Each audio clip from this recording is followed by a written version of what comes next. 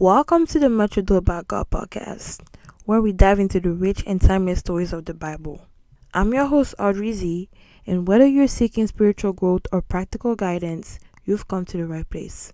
Today, I've come with a special episode, which is a movie review of Ryan Coogler's latest masterpiece, Sinners. This wasn't just a vampire movie, it was a profound exploration of spirituality, morality, and the human condition. What does it mean to be a sinner? So, Sinners takes us to 1932 Mississippi, where twin brothers Smoke and Stack just returned to their hometown to open a club for people to be free to hang out. This is during the time of lynching, slavery, so black people weren't free. Their plans were disrupted by this evil force that was called upon by the instrument that Sammy was playing.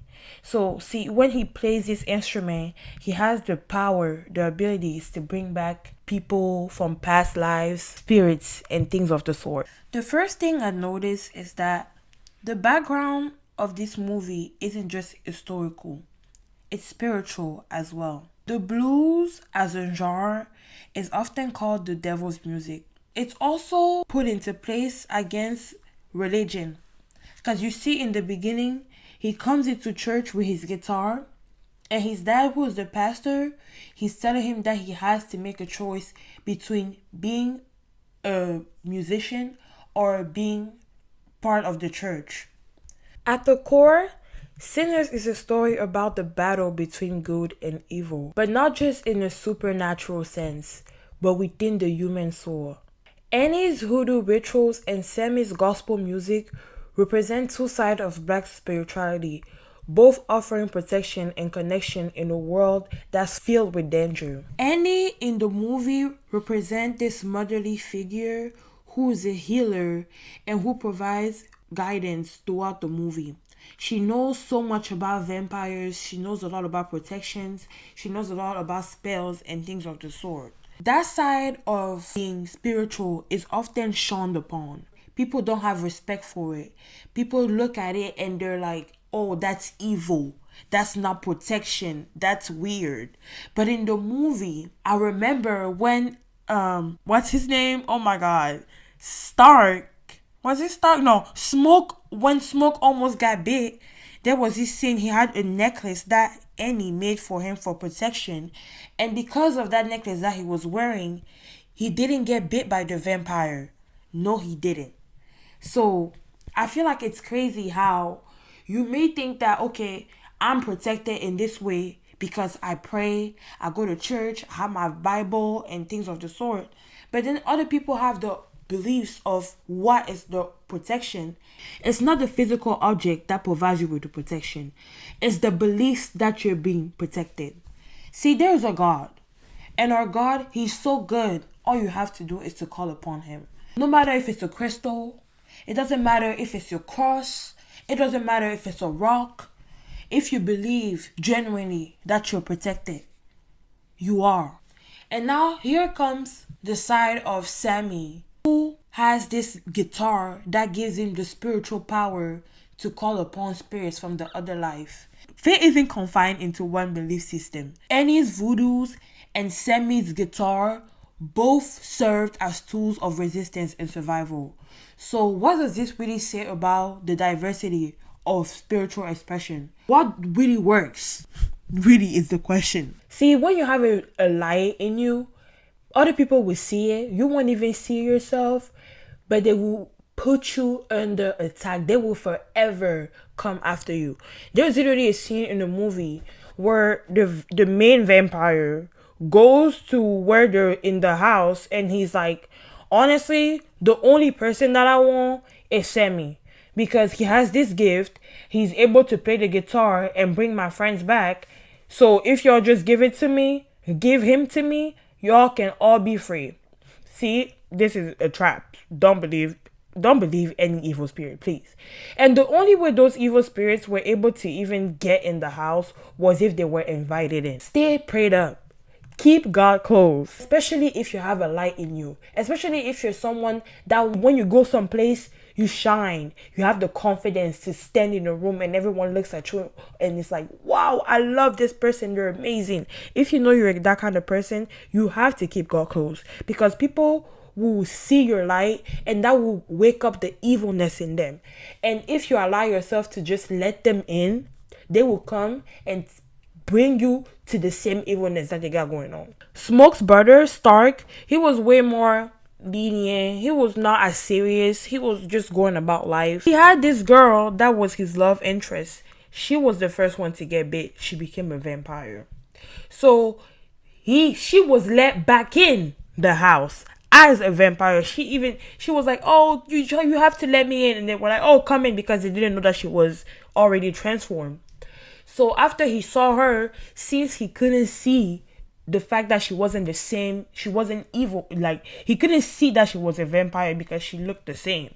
Like, you would see evilness in front of you and you wouldn't be able to recognize it, but it's there. And he went ahead and had relations with her. And through having those relations, she had the opportunity to bite him and transform him. You can't mingle with evilness. Demons are literally irritated by your light. That's why people will find a reason to bully and hate you when you're doing good. Why do you think online hate and online bullying is a thing? People who are not comfortable with themselves and who are not comfortable in their life, they're just rooted in evilness. They're not rooted in good. You have a light spirit and you carry light energy, it will make everyone around you that's not comfortable with themselves uncomfortable.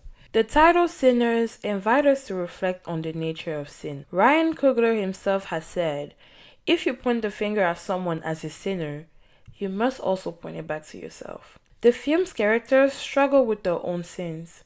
Smoke and Stack's violent past, as we remember in the movie, Stack just a robber. He was robbing people in Chicago, and Smoke was a soldier. He used to be in the army. Annie was estranged from the church, and Sammy, who is struggling with his calling, or having to choose between wanting to play his music or being a preacher boy. Ryan Coogler also talked about how the twins also represent this Yoruba deity who are twins as well. In the movie, they're both protectors but also perpetrators. If it wasn't for them setting up this whole house or club, whatever it was, the whole incident of the vampires getting bit would have never happened. The whole idea of having a party was about having a moment of freedom, of moment of feeling free from their sins.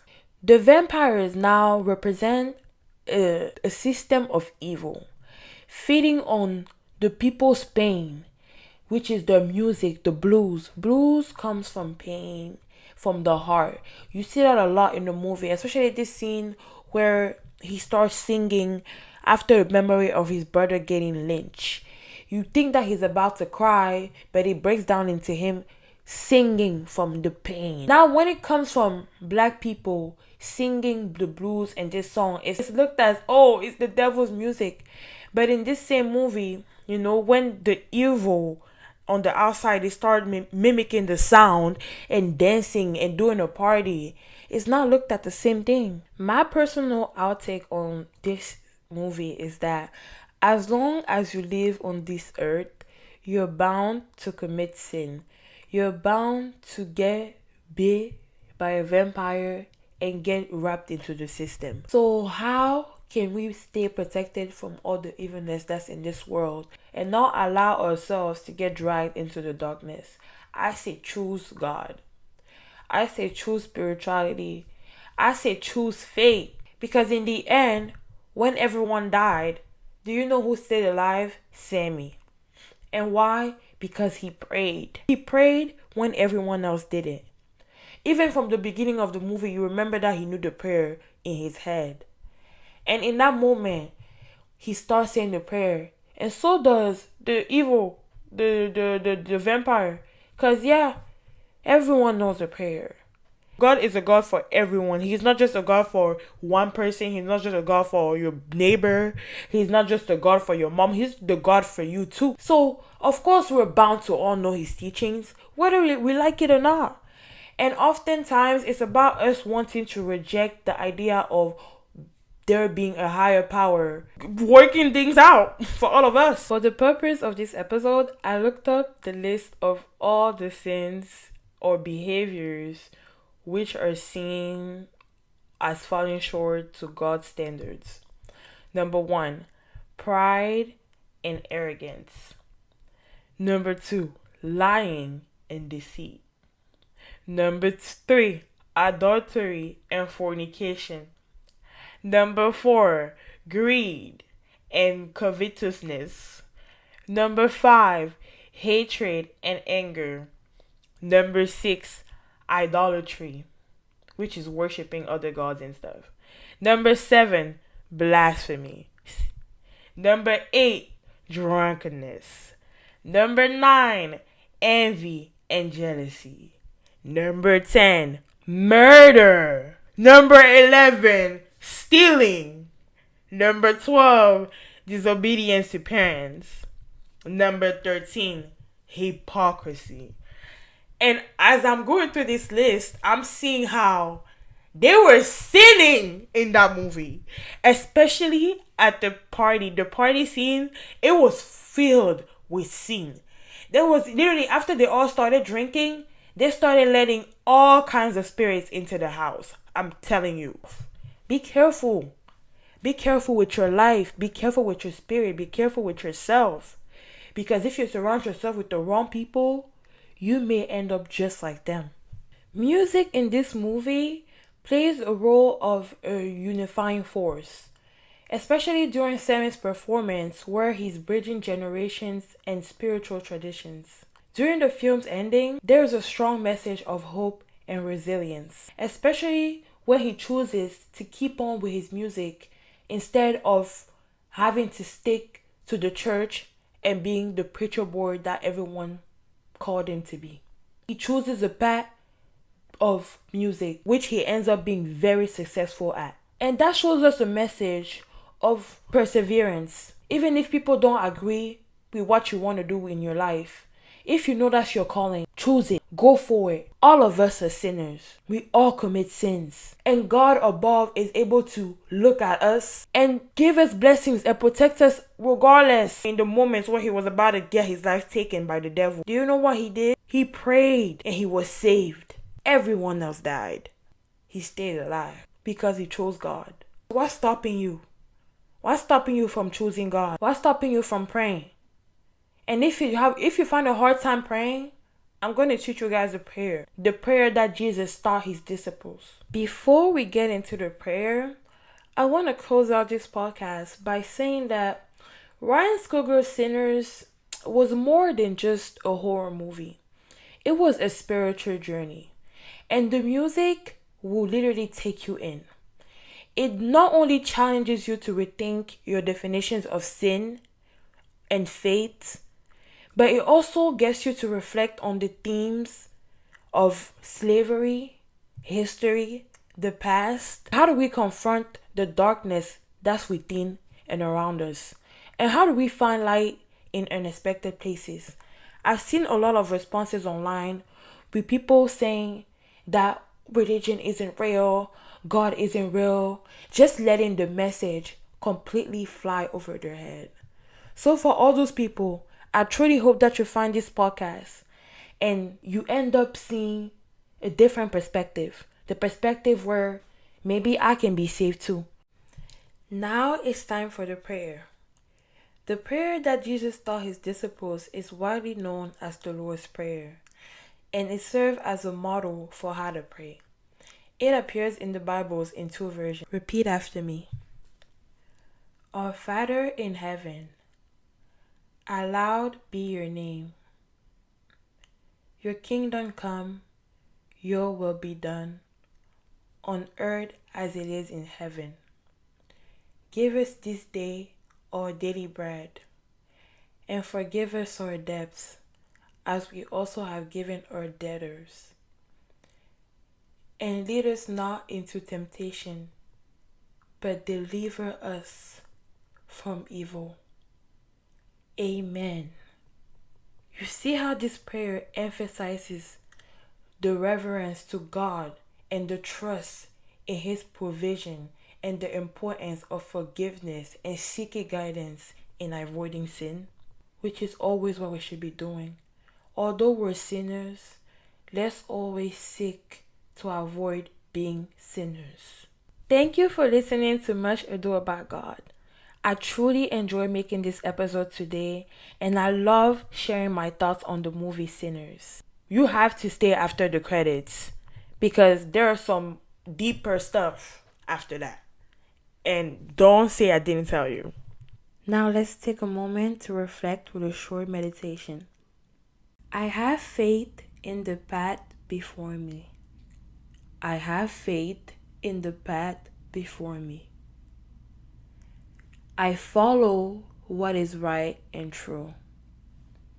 I follow what is right and true. I am resilient and can overcome any challenge. I am resilient and can overcome any challenge. Stay with this feeling of peace as long as you like. And once you're comfortable, get back in touch with the world around you. I hope you found some lessons that can be valuable to you or your life at the moment, and that this topic becomes easier for you to talk about with your friends or your family. Jump over to SoundCloud, Spotify, or Apple Podcasts for more. Thank you so much for tuning in today. God bless you. See you in the next one.